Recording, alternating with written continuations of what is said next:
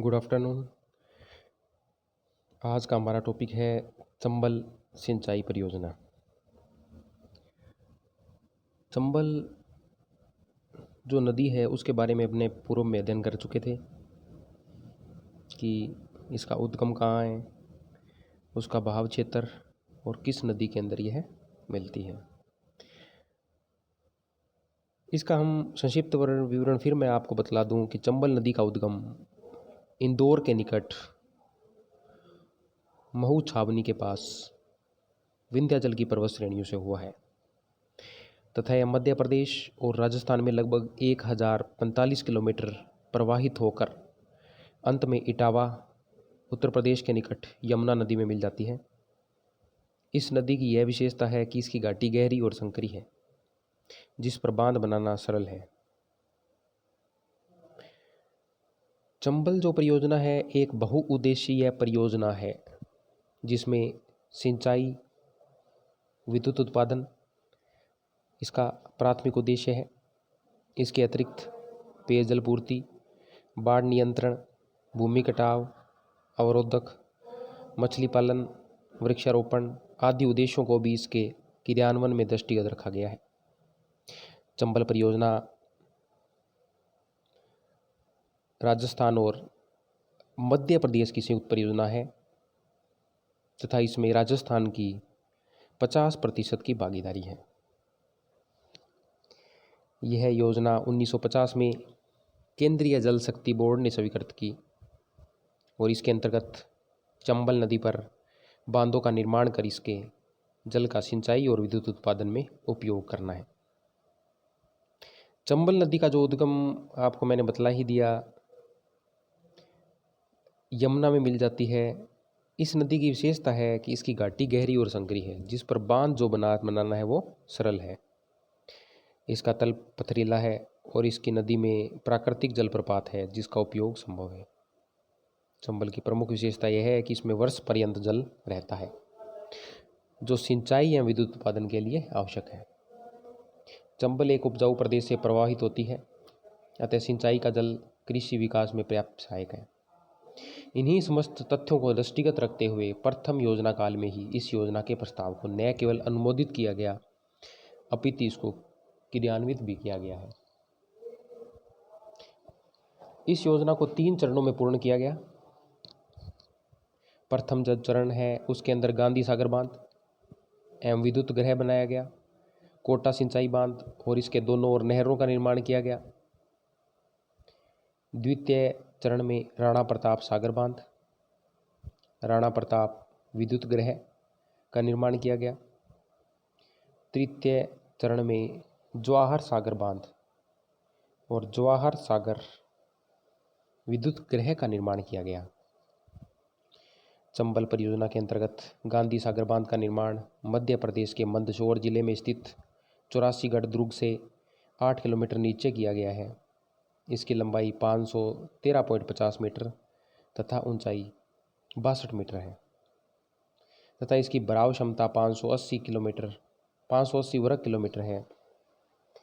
इस बांध का निर्माण 1959 में पूर्ण हुआ।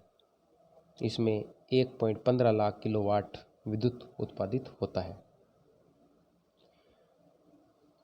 कोटा सिंचाई बांध का निर्माण कोटा नगर के निकट चंबल नदी पर 1954 में किया गया, जिसे कोटा बैराज के नाम से जाना जाता है। यह बांध 438 मीटर लंबा तथा 42 मीटर ऊंचा है तथा अतिरिक्त पानी की निकासी हेतु इसमें 16 द्वार हैं। इस बांध से दोनों ओर सिंचाई हेतु नहरें निकाली गई हैं। बाई नहर 425 किलोमीटर लंबी जिसकी जल क्षमता 6600 क्यूसेक है। इस नहर का 127 किलोमीटर भाग राजस्थान एवं 298 किलोमीटर भाग मध्य प्रदेश में है। इसकी सहायक नहरों की लंबाई 560 किलोमीटर है। बाई नहर 65 किलोमीटर के पश्चात मेजा नदी में मिला दी जा गई है। इसकी जल क्षमता 1270 क्यूसेक है। इन दोनों नहरों से कोटा, बूंदी, बारां, टोंक, सवाई माधोपुर जिलों में लगभग 4.5 लाख हेक्टेयर भूमि सिंचाई की जाती है। राणा प्रताप सागर बांध का निर्माण चंबल नदी पर चित्तौड़गढ़ जिले के रावतबाटा नामक स्थान पर किया गया है।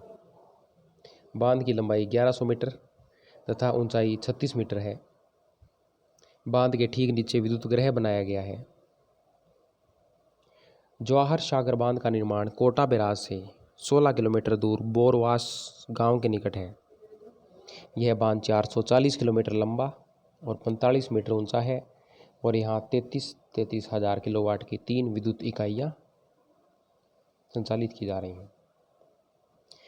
चंबल घाटी परियोजना ने इस प्रदेश के संपूर्ण स्वरूप का कायाकल्प कर दिया है। विद्युत उत्पादन से जहाँ कोटा एक औद्योगिक केंद्र बन गया है, वहीं सिंचाई सुविधाओं ने इस प्रदेश को एक कृषि प्रदेश बना दिया है, जहाँ खाद्यान्नों के साथ अनेक व्यापारिक फसलों का उत्पादन किया जाता है। चंबल कमांड क्षेत्र में अनेक जलोत्थान नहरें योजनाएं प्रारंभ की गई है। इस प्रकार की 21 जलोत्थान योजनाओं से सिंचाई और कृषि क्षेत्र का विस्तार हो रहा है। वास्तव में चंबल परियोजना एक बहुमुखी योजना है जो इस प्रदेश को विभिन्न प्रकार से लाभान्वित कर रही है। इस योजना के निम्नलिखित लाभ हैं। फर्स्ट, विद्युत उत्पादन। इस परियोजना से 3.86 लाख किलोवाट विद्युत उत्पादन क्षमता का निर्माण हुआ है। गांधी सागर बांध की 5 इकाइयों से 1.15 लाख किलोवाट, राणा प्रताप सागर बांध की 4 इकाइयों से 1.72 लाख किलोवाट तथा जवाहर सागर बांध की 3 इकाइयों से 99,000 किलोवाट विद्युत क्षमता का विकास हुआ है। सिंचाई सुविधाओं में वृद्धि। कोटा बैराज से निकाली गई दोनों नहरों से राजस्थान एवं मध्य प्रदेश की लगभग 4.5 लाख हेक्टेयर भूमि में सिंचाई से कृषि उत्पादन में वृद्धि हुई। तीसरा, बाढ़ से मुक्ति। इस योजना से राजस्थान एवं मध्य प्रदेश में बाढ़ नियंत्रण सहायता मिलती है और बाढ़ से होने वाले नुकसान से मुक्ति मिलती है। मिट्टी के कटाव पर रोक। चंबल नदी द्वारा मिट्टी कटाव एक प्रमुख समस्या रही है। बांधों के निर्माण से इस पर नियंत्रण संभव हुआ है। वृक्षारोपण एवं चारागाहों का विकास।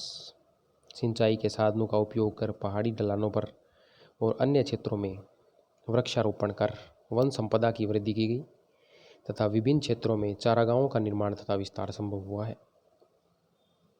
कृषि विकास। खाद्यान्न, तिलहनों एवं दलहनों का उत्पादन जो पूर्व में लगभग 2 लाख टन था, इस क्षेत्र में अब 15 लाख टन से अधिक हो गया है।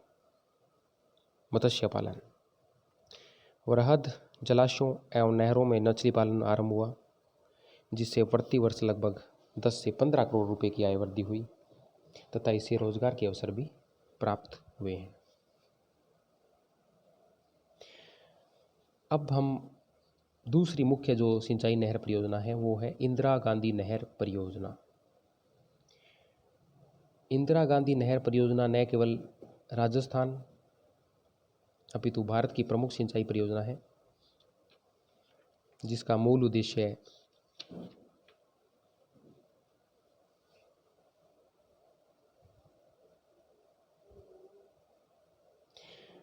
इंदिरा गांधी सिंचाई नहर परियोजना का हम नेक्स्ट वीडियो में अध्ययन करेंगे। धन्यवाद।